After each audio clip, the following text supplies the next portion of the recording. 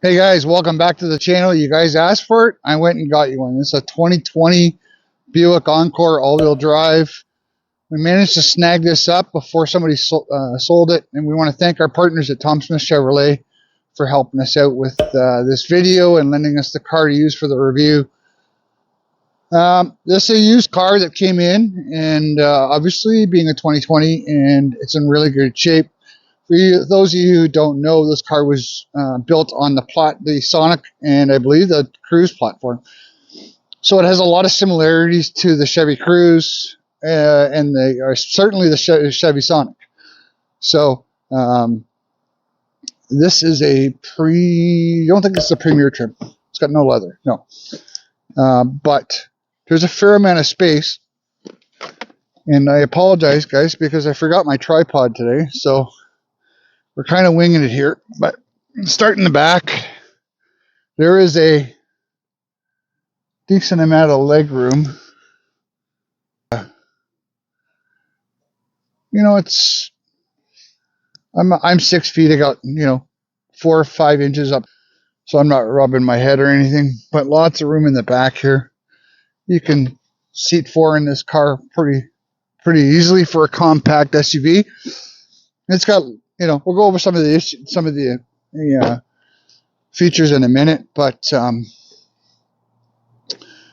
in the back here, I'm just going to open this up. Got lots of cargo space. In the back here's donut spare and jack, which is still surprising to these days because now you're just getting an inflator kit. And I believe there was a privacy shield that was an auction that would fit here. If I'm wrong, somebody can let me know in the comments. The tailgate is a one-touch button. It's got a rear wiper, which I know a lot of people like. It's got a modular, I don't know if it's an actual, I think it's a physical roof rack. This has got the, I'll show you the remote. It's got the keyless, there's no key, it's just the remote. And so when you grab the handle and have it in your hand, it unlocks, which is kind of nice. We'll get to the interior in a second. We'll do one more quick walk around.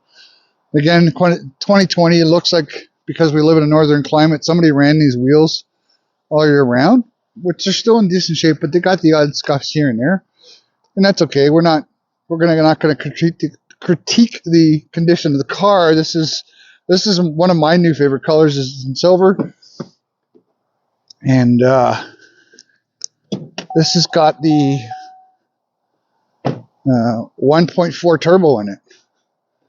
The 4-cylinder that was in the Cruise and the Sonics. And some people like these motors, some people don't. I've said it many times, I'm not a big fan of the 1.4 turbos. I just don't have the luck for them. My Sonic has a 1.8 in it. It's naturally aspirated. But I know that I've seen some younger folks that have done these up and have done a good job getting some extra power out of them. And they are slightly better on fuel than the 1.8s. I don't know that it's worth having to replace the turbo in 4 or 5 years. This car's got really low miles on it. It's only got 22,000 miles, 22,000 kilometers on it, which is about 15,000 miles. And it's set up a lot. It's set up a lot like the Sonic. I swear the overhead center section is identical to my Sonic.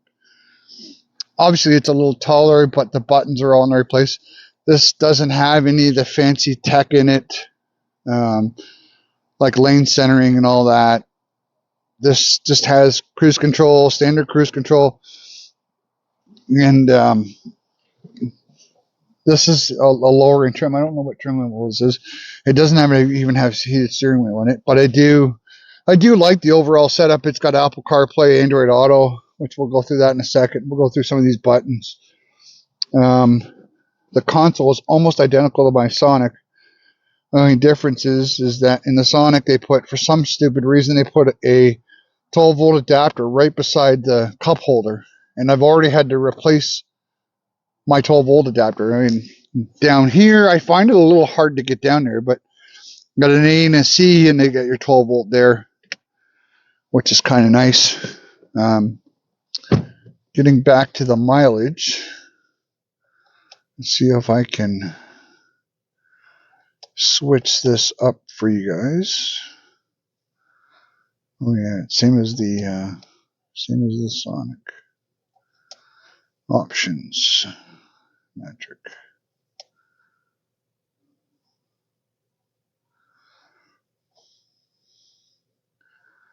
And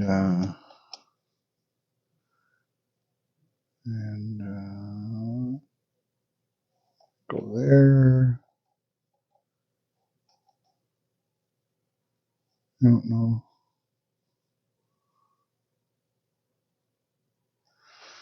Anyways, we'll convert it for you later. I can't figure out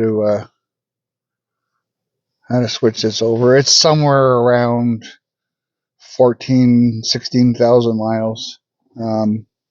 So it's got really low kilometers in it, really low miles in it. This should get about somewhere around 30-ish miles to the gallon, 32 miles to the gallon. So I would think 30 overall. On the highway, this should be just as good as my Sonic. Maybe a little worse because it's a higher vehicle, or higher center of gravity. It won't be as good as the Sonic at 35 miles to the gallon on the 37 on the highway. It might be lower 30s, but still pretty decent.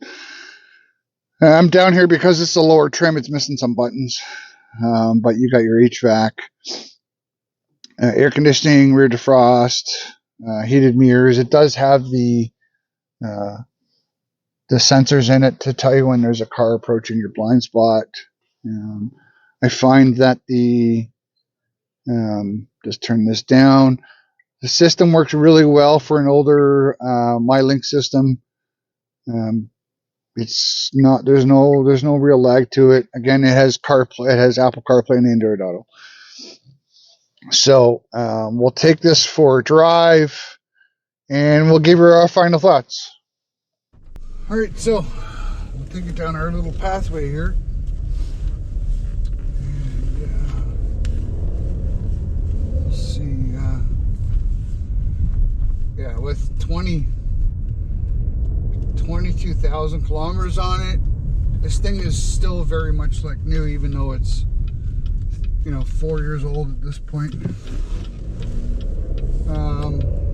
So from a standstill, I didn't notice a lot of lag. There's a little lag in the beginning when you get on it, but it does dissipate very quickly, and not horrible. I don't think it doesn't have the sort of the torque monster that the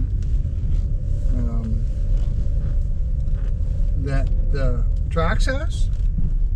This is a little more laid back, but still very good. So you get that little bit of torque there, but she gets into it pretty quick.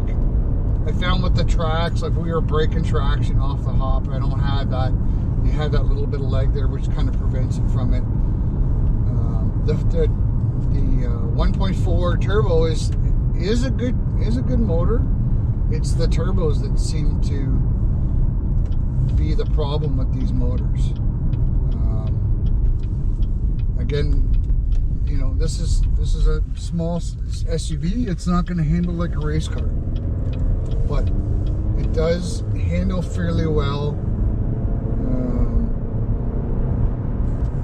Good on fuel. Right? It's got a very nice ride to it for a smaller SUV. It does ride very well, and it gets up to speed fairly quickly, despite some of that poor lag off the hop. The infotainment center, like I said, really works well.